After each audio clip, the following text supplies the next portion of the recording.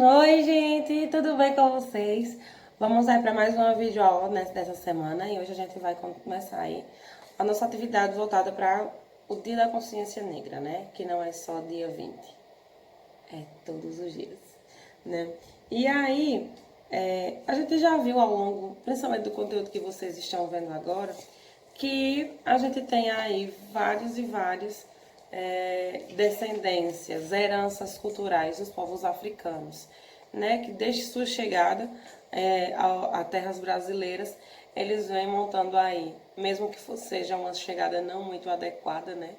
Já que eles vieram escravizados, mas desde sua chegada, eles vêm aí ao longo dos anos deixando uma herança muito rica, além de grandes ensinamentos voltados para lutas e resistências do povo negro e de seus descendentes, né?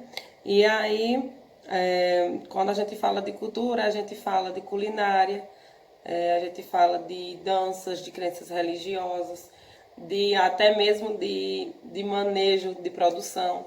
Também temos as nossas heranças, alguns costumes, os costumes de casa, como a gente costuma dizer popularmente. E tudo isso é somatizado à nossa história de brasileiro, né?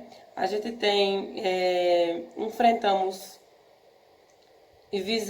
assim, quando eu digo enfrentamos, é o que a gente se depara diariamente com situações que levam a gente a refletir sobre algumas questões, principalmente sobre a questão do preconceito existente entre a população negra, né?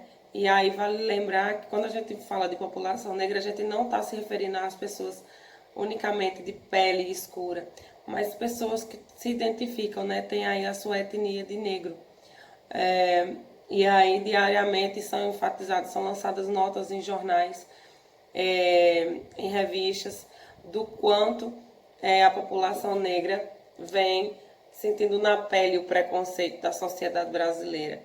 Que não basta necessariamente dizer que não existe preconceito, porque o preconceito está ali na esquina da nossa casa, né? Seja um xingamento pelo seu tipo de corpo, pelo seu cabelo, pelos seus lábios carnudos, né? Muitos são as formas de preconceito retratada aí contra a população. E maior ainda é a rejeição das condições sociais, a concorrência em vaga de emprego, as adequações a nível de ensino, de direito à saúde, de uma moradia digna. Tudo isso, por incrível que pareça, por mais hilário que chegue a aparentar ser para muitos, principalmente aqui na nossa cidade, que a gente não enxerga muito isso, mas existe sim uma discriminação muito grande por essas pessoas. E aí, tanto é que hoje no Brasil, aí, período colonial do século XVI, hoje século XXI, ou melhor, colonização 17, e a gente, em pleno século XXI, a gente ainda se depara muito mediaticamente com denúncias, com, com, com depoimentos de rejeição da classe negra. Da classe negra não, né? Da população negra que habita em nosso país. E aí é baseado não só nesses dados que se estendem aí ao longo da história do Brasil, mas também de todas as heranças positivas que a gente tem desses povos, né? Sendo uma herança direta, sanguínea, ou de uma herança de costumes, né? Então, partindo desse preceito que aí vem a nossa atividade, sobre a atividade do dia 20, né? E aí vão ser montados grupos, certo? E aí são 3 grupos. Eu irei dividir e aí eu trago para vocês em imagem, para vocês conseguirem anotar. Vão ser 3 temas, os quais um vai ser: o primeiro, pesquise as comidas de origem africana que fazem parte dos costumes culinários de sua cidade. Escolham uma receita para ser apresentada. A segunda aí é bom ser dito que essa primeira que fala da culinária, é interessante que você narre a história dessa comida. Porque, por exemplo, a feijoada. Não coloquem feijoada, tá, gente? Porque feijoada já tá muito taxado, só para lembrar. Feijoada. A feijoada, ela é conhecida... a história da feijoada é que os escravizados... nos festejos, né, dos casarões, eles ficavam só com as sobras, com as vísceras, pode-se dizer assim, dos animais que eram sacrificados para as festas. E aí, como não era o suficiente para todos os escravizados, eles faziam uma misturada dentro do feijão para, além de render mais, mas também dar mais sabor àquele grão que eles estavam se alimentando, certo? Então é bom vocês pesquisarem uma receita de origem africana e que tenha aí uma história por trás dela. O segundo grupo fica com o seguinte: pesquise situações de intolerância racial, religiosa ou social e emita sua opinião crítica frente a essa situação.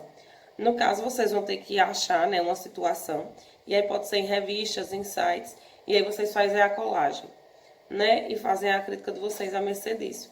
E também tem que ser apresentada para os demais da turma. E o terceiro grupo fica com: pesquise algumas atitudes de preservação da memória coletiva, zelando pelo patrimônio cultural, social e ambiental, entendidos como bens coletivos, certo?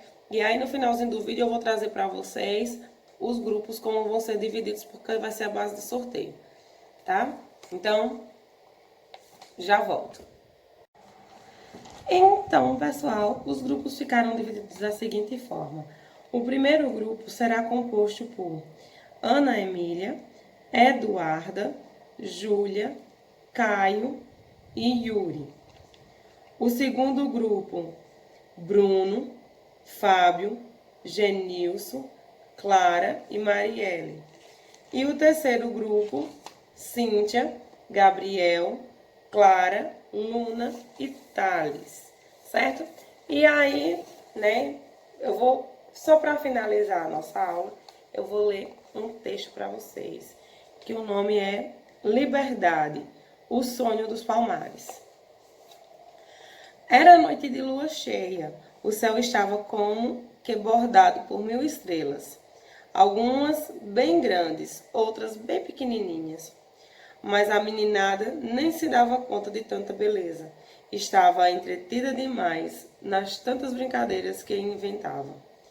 Meninos e meninas corriam de bicicleta, outros jogavam peão, outros ainda bola. Outros brincavam com as bonecas de pano e de plástico. De repente faltou luz. Foi uma gritaria danada. A meninada saiu correndo para a calçada de Mãe Nanã. Falaram quase todos ao mesmo tempo. Conte uma daquelas histórias pra gente. Mãe Nanã, falou Guga. Da última vez a senhora disse que ia contar pra gente a história de Zumbi. É mesmo, disse Nino. E quem foi Zumbi? Zumbi foi um rei, explicou Mãe Nanã. Um rei de um reino muito diferente. Um rei que lutou muito pela liberdade do seu povo. Em Palmares, todos eram livres. Nas suas terras, plantavam milho, mandioca, macaxeira, feijão, faziam farinha, pescavam, caçavam, e tudo era dividido entre os habitantes. Ninguém era dono, porque a terra era de todos. E no final da colheita, por exemplo, fazia a maior festa, e todos participavam. Mãe Nanã continuava. Sabem por que Zumbi lutou pela liberdade? Porque uma das coisas mais bonitas do homem é a liberdade. O homem e a mulher não nasceram para ser escravos de nada ou de ninguém. Todos nós nascemos para ser livres, para ter as mesmas oportunidades de estudar, de brincar, de trabalhar, de receber um salário justo, de dividir com os outros as nossas alegrias, as nossas dores, o nosso alimento, as nossas necessidades. Por isso que a senhora falou que os escravos são aqueles que não têm direito a nada? Isso mesmo, Guga. Ainda hoje existem tantos escravos que nem sequer sabem que são. O que resta de Palmares? Perguntou Léo. O que resta, meu filho? E a velha abriu um sorriso largo e confiante. Resta o sonho da liberdade. Resta a luta diária pela sobrevivência. Resta a, resta a esperança de que, um dia, nesta terra brasileira e no mundo inteiro, todos tenham as mesmas oportunidades, os mesmos direitos. As crianças, então, muito interessadas, encantadas até. Mãe Nanã pensava: quem não se encanta com um sonho de liberdade? Liberdade, Sonho dos Palmares, texto adaptado de Jussara Rocha Coiuri. Um cheiro para vocês e até a nossa próxima aula.